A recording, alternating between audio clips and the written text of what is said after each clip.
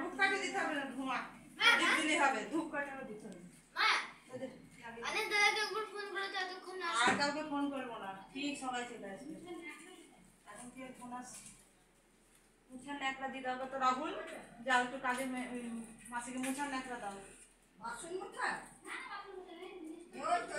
যা ন্যাকড়া আছে নিয়ে দুপুরে লাগবে না। না না না না ধোঁয়া ও ঘরে তো দেওয়া হয়েছে ধূপকাঠি। বকো না ধূপকাঠি দিতে হবে। কি হলো? নষ্ট হয়ে যাবে।